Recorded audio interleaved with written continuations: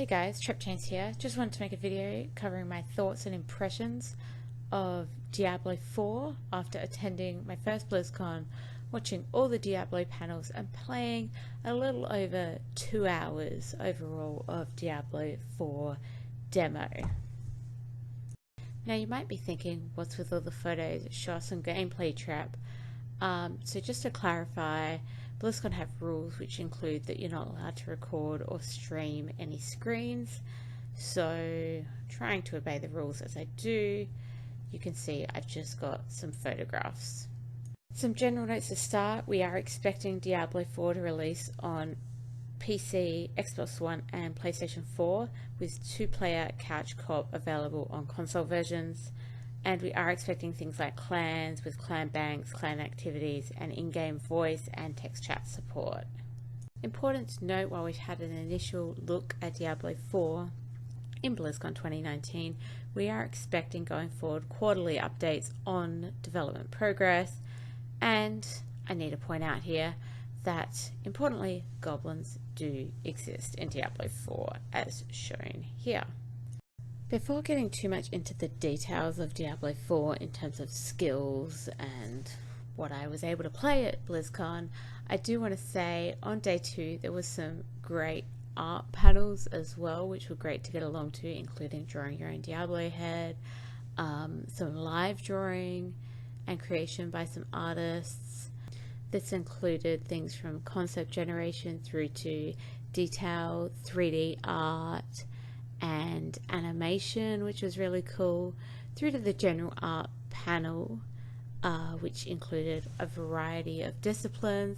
I do want to give a shout out to Sean Murphy here, who is lighting. I met him and some of his friends in queue on day 1 for Mythic, not having any idea who he was or that he worked on Diablo 4, and him and his friends were really great company in queue and also helped a little in helping protect my daughter in queue, so thanks for that, guys. Okay, so moving into a little more about Diablo 4 now, starting off with the classes. So we have a sorceress or sorcerer, which is primarily cold, lightning or fire elemental magic, known as a class to perhaps light up the dungeons. And one important thing that was raised was any cold magic chills enemies, and a build-up of multiple chills can actually freeze enemies. We got to play around with 6 skills on the demo. This was Frostbolt, Fireball, Lightning Spear, Blizzard, Meteor, and Conduit. Now with how the skills are set up, it's a little more like Diablo 2 style in that you can unlock skills by using skill points, but also level those skills up using skill points. Skill points you do get when leveling, but you'll also be able to get them by skill point tome items found in the game to provide additional skill points. Now all the skills that were in the demo did seem pretty fun to play around with. It's important to note though they are all damaging skills really at this stage for the wizard, so it's not really clear how these would behave in something like an end game scenario when you might need a bit of protection as well. In addition to the skill trees, there's also these talent trees, and these work similarly to, I guess, the passives in Diablo 3 in that they're unique to your class. You know, every class has a different talent tree, and they effectively provide passive buffs. So for example, one of these might provide a buff for my sorceress to all lightning skills. You do unlock more powerful talents as you move down the tree. As far as I understand, you won't be able to unlock everything, so you have to make some choices here about where you're specializing, which brings more customization into your class, which will be, I guess, a bonus for those people who really love the customization available in Diablo 2. It basically brings more of that into the game. Okay, moving on to the Barb now. So the Barb is meant to be a very physical warrior. Importantly, has a lot of weaponry.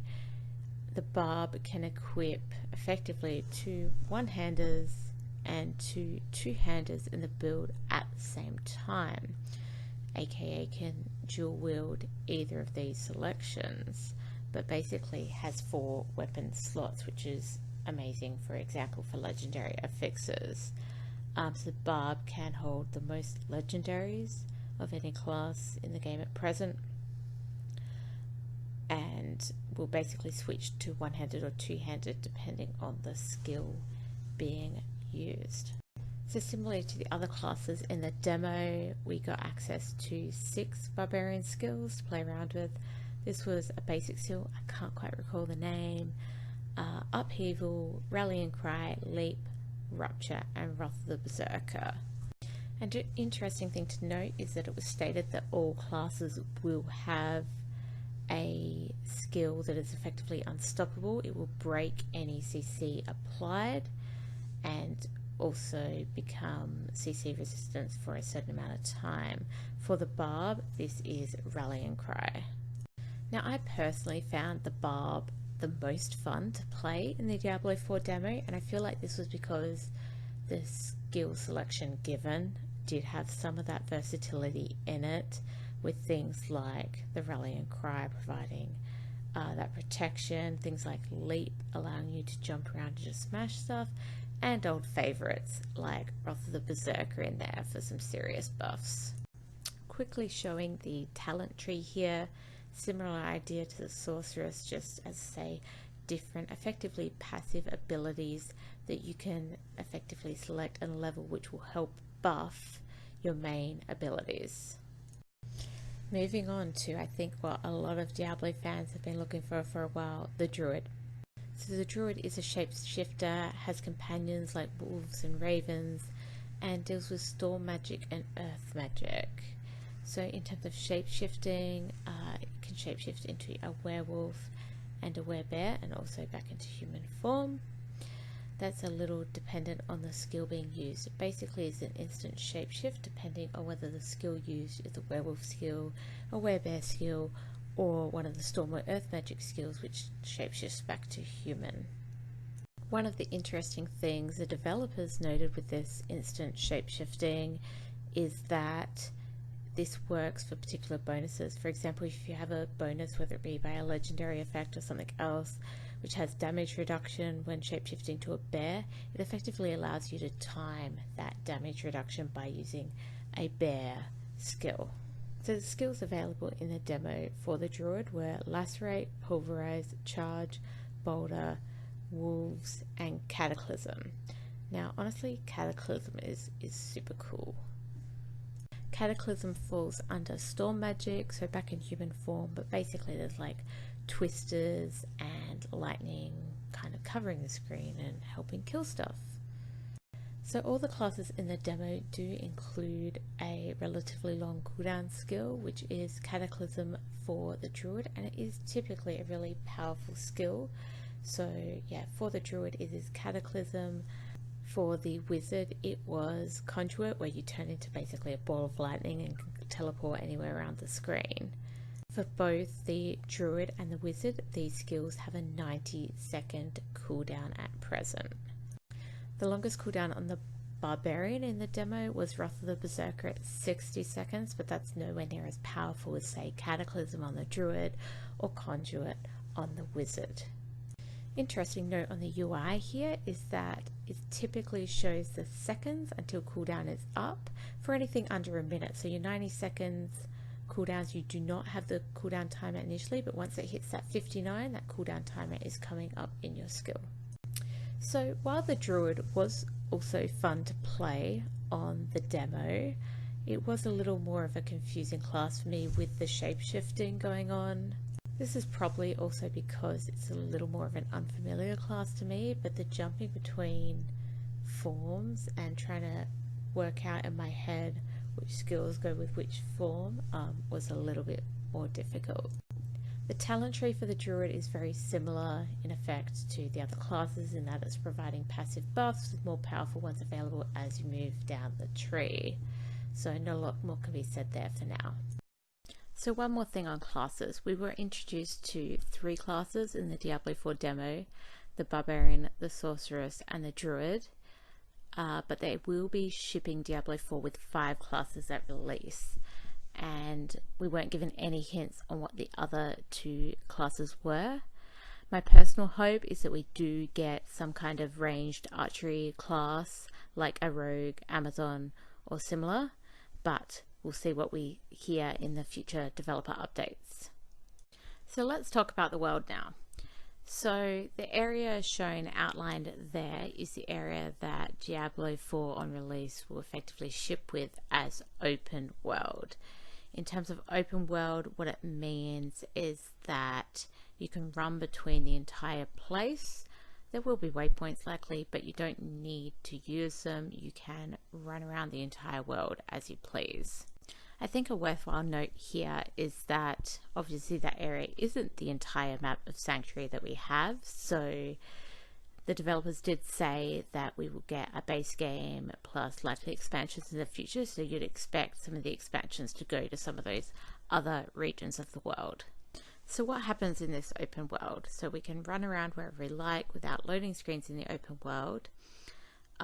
It's important to note it is a static open world. The open world is not randomly generated, and you will run into other players in the open world, even if you are technically running solo.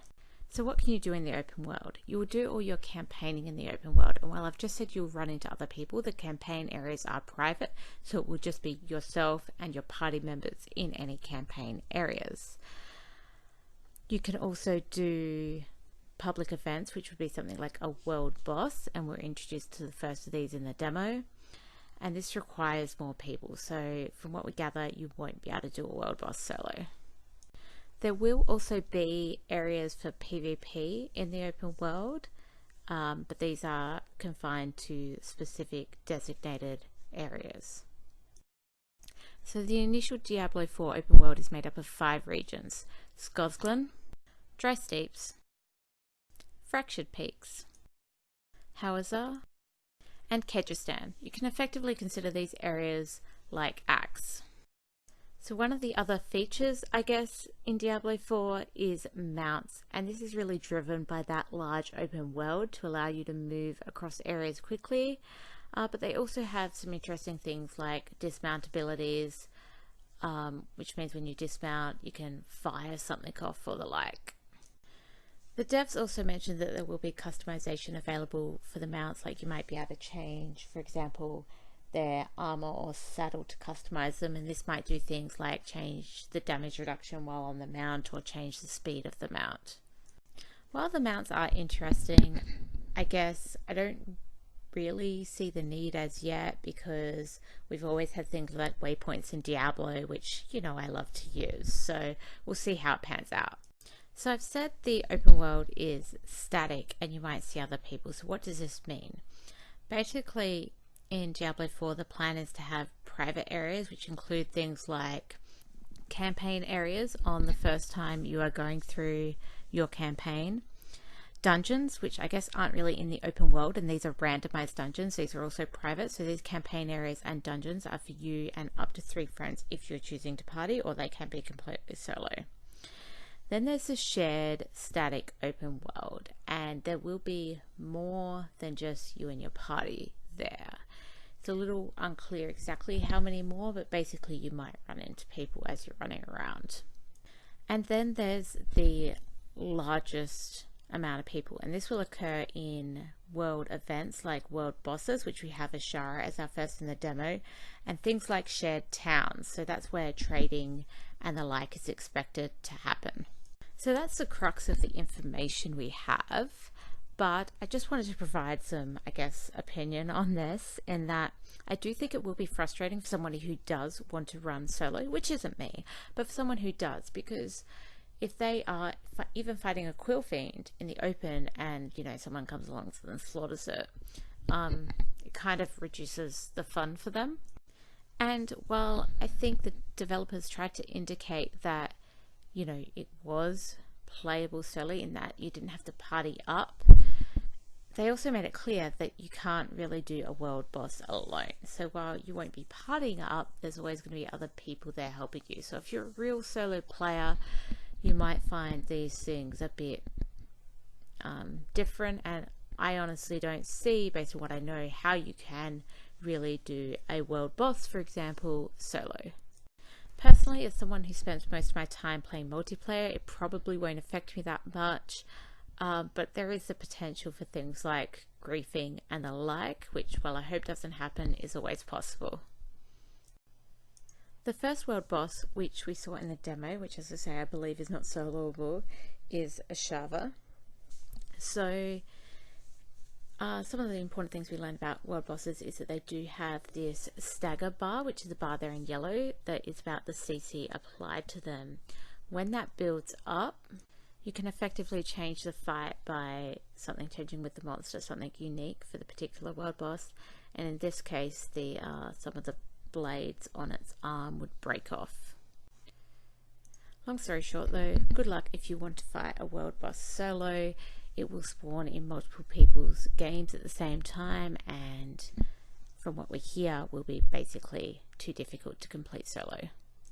Okay, so let's move on to dungeons. So dungeons to me are interesting because these are the random part of the game. So each dungeon will have randomly generated maps, be it an interior style map or an exterior style map, and have specific objectives. Now for the specific dungeon, the objectives themselves won't change. So we'll have a certain dungeon, maybe will always be kill all monsters in this dungeon, whereas another dungeon might be kill a specific elite in the dungeon, or another dungeon might be, hey, take down these 3 randomly placed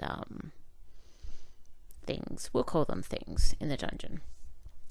So other interesting things about dungeons is that when you change floors, so if you think of a rift in Diablo 3 right now, when you change floors you get a loading screen.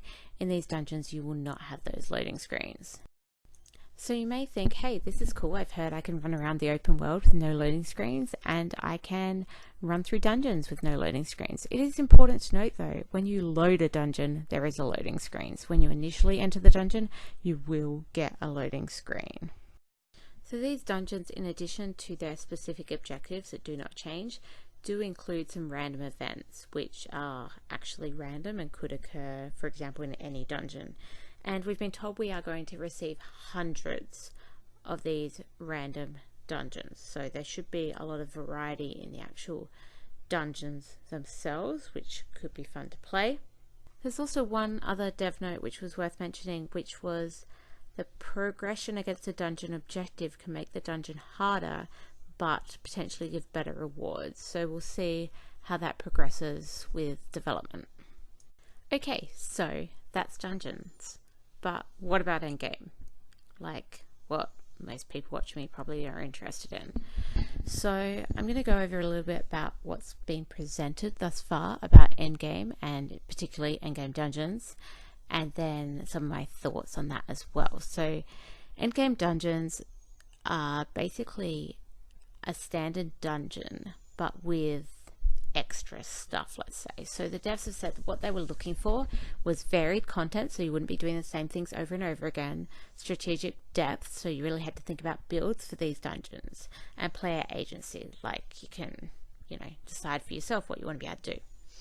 So effectively they are making a whole bunch of dungeon keys, and what these dungeon keys are, they list the specific dungeon, number 1, and they also list a fix effectively that's added to that dungeon.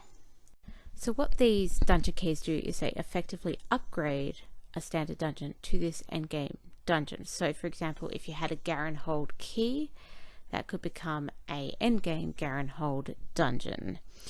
Now the affix or challenge would be things like, we were shown this lightning pulse here, which would follow the player around through the dungeon and explode, and basically it can't be killed. We provide an additional challenge, or we're told about things like where all monsters, for example, might be invisible until they were like in melee range or the like. So it's adding some extra difficulty.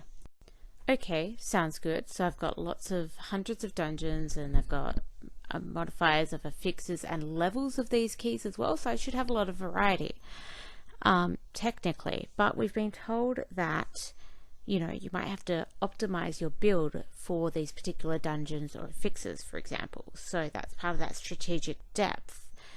And we've been told that keys for these dungeons should drop so regularly that you can actually select the content you want to play. So in theory, that sounds great, but I guess I wanted to make a comment on that from a current, I guess, Diablo 3 endgame player. So if I have to make my builds to suit either specific dungeons or specific affixes, and the keys drop so often that even though I have hundreds of dungeons, I can really pick the ones I want to play and break down into materials the keys I don't want to play, then I feel like it's likely that if you want to make an ideal build, you may actually end up playing that same content over and over again. So for the preferred dungeons for your build and the preferred affixes that you want to work with, you're going to just farm for those keys and then play those same dungeons with those same affixes that you like that suit your build over and over and over again. And if there's an extremely bad affix, let's say the invisible one was just really hard for your ranged class, you'd just always break down any key that spawns with that affix. So I guess while the variety sounds good in theory, I'm just not sure it's going to work in practice when people get these preferences. I like these particular dungeons, I like these particular affixes, that's what I'm going to farm the keys for, and then I get that repetitive content that we are all so used to. I guess I feel like my key feedback here is to make these hundreds of dungeons and lots of affixes really work and be played and really provide that variety. There needs to be something in the game that encourages you or entices you to play these different dungeons, be it drops or the like. And I don't think we have enough information yet to see if that's going to be the case, but I really hope so. So I mentioned loot. What a great lead into itemization. So unsurprisingly, Diablo 4 will have several tiers of items, from our standard normal magic items, rare items, legendary and set items, and then ancient legendary and ancient set items are returning in Diablo 4. So while main stat and Vit have seemingly been removed from the affixes, there always seems to be a plus attack, plus defense from what we've seen so far. But there will be other affixes like your standard, you know, critical hit chances, cooldowns and the like. But importantly, we are expecting affixes kind of like Diablo 2 with a +1 rank to a skill or talent, which would allow you to actually take your skill or talent above the maximum for that skill or talent from just your normal skill points. This can also mean that you can gain an extra skill or talent by equipping one of these items that has a plus skill or talent on it. With legendaries, it was also mentioned that some of the affixes that they can spawn can change how a skill works. So this is similar to the Diablo 3 runes. For example, it could give something like damage reduction on teleport, or a buff to a whole category of skills, or a more general buff that any class, for example, could use. The intent for legendaries is that they will be equal or greater in power than set items, which is interesting because it's a bit of a deviation from what we've seen recently in Diablo 3. A couple other things worth noting is that the affixes will be randomized within a set range, which is kind of like we've had in all Diablos. And it was noted that legendaries won't be as common as they are in Diablo 3. Reaper of Souls at present. Okay, moving on to the most powerful items we expect to see in Diablo 4 release, and these are mythic items. Now effectively what these are is a legendary with 4 legendary powers. So it has numerous buffs, but we don't really know more than that at present, but they are going to be the most powerful items we have. So I guess some of my thoughts on this, I think it's really going to be great to see things like plus skill or talent back on items to give that variety. It's a bit disappointing that attack and defense are, I guess, almost static affixes that have replaced, you know, your plus dex or your plus vit. I think a lot of people were hoping for a bit more variety there, but hopefully with things that change skills and the like on legendaries, we can get some gear variety. Okay, most important news, rune words are back. So how rune words are planned to work in Diablo 4 at present is that rune words are always made up of 2 runes, and 2 runes only, and this is a condition rune plus an effect rune. So in the demo we played, there was basically 1. The condition rune we were able to get was Vex when you use a healing potion, and the effect rune we were able to get was Dull, which is gaining 50% critical strike chance for 7 seconds. So this made Vex Dull. When you use a healing potion, you're going to gain 50% critical strike chance for 7 seconds. In the demo, this was socketed into a rare item, which is somewhat interesting because if you remember back to Diablo 2, we always had to use like normal or ethereal items. So at this stage, it seems to be at least up to rare items could have these rune words socketed, as long as they have 2 sockets and you have both a condition and an effect rune. So while we got to play with 1 rune word in the demo, there are more planned. Here's an example of the devs showing us Amco, where freezing an enemy will reduce one of your skill cooldowns. And there are many others in the works. This includes condition runes of Eth, Foul and Eld, and effect runes of Sol, Ist and Thal. Overall, I'm pretty excited about rune words coming back to Diablo 4. I'm interested to see what these 2 rune combinations can do and how they could work with a bunch of different builds. Okay, so I'm going to go through, I guess, a few tidbits of information or lack thereof, just to kind of complete it out. So firstly, on monster affixes, it's clear the developers are looking at adding some more variety there as well. One of the things mentioned was elites that can take the base monster power and enhance them. For example, a shaman running with something like multi-shot would be able to resurrect multiple fallens at a time. Every character is going to have effectively a free dash, which in the demo was on spacebar. So that's going to ensure some level of movability and dodge for all classes, which is kind of cool. Every class will have access to a skill which gives unstoppable status, which I think I mentioned earlier, but basically it breaks any control impairing effects, for example frozen, and provides immunity to those control impairing effects for a certain period. The potion timer, at least in the demo, was just 13 seconds. So I'm not sure if this was a demo only thing or if it's likely to stay, keeping in mind that in Diablo 3 we have a potion timer of 30 seconds. It seems like a very significant reduction. One of the cool things in the demo, in my opinion, was the UI changes and seeing where the team are looking to go with that. So most of everything was kind of put down to the bottom right, leaving quite a clean UI. And cooldowns were marked. So anything where I had a cooldown of less than 60 seconds, I would get the timer there, which is kind of handy. And anything on cooldown would also be grayed out, so it was really clear that it was unavailable at the time. So basically, cleaner UI with more information, particularly around cooldowns. Really helpful, valuable UI changes that I'm looking forward to in Diablo 4. Trading. So, trading will exist in Diablo 4. Now, we didn't get to test this in the demo, but we did get some insight from the devs on their thinking of this, which was that trading could have a variety of rules. For example, your lower items might be able to be traded in an unlimited manner. So I assume, and I don't really know, this might be things like your rares and lower, maybe it's some legendaries as well.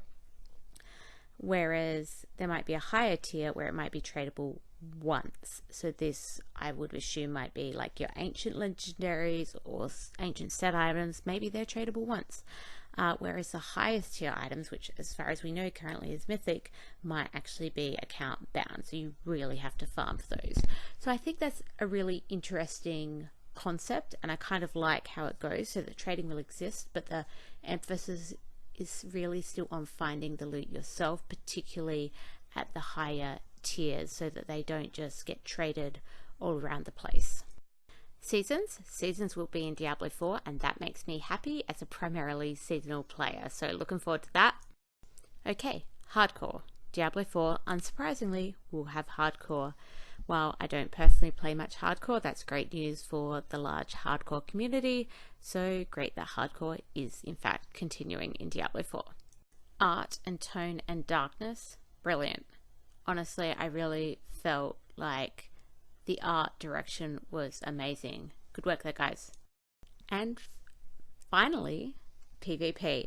So I've been asked about my thoughts on PvP, and it's not really clear to us how it's going to be implemented. We know it's going to be open world PvP in certain areas, so I think that's a good thing in that it should allow people who don't want to participate in PvP, which, you know, not everybody wants to do PvP, to avoid those areas and, you know, not be forced into PvP. I did not like Diablo 2's hostile system where someone could just, you know, go hostile on you and then immediately go to you, particularly if you're near a waypoint, and just slaughter you. So I guess having it as an opt-in system by being in certain open world areas is a really good thing. There were some questions around balance of this, and the devs have suggested that probably because the best builds for PvE won't be the best builds for PvP, they should be able to balance them both at the same time, or at least that's how they feel at the present time. PvP was not available in the demo.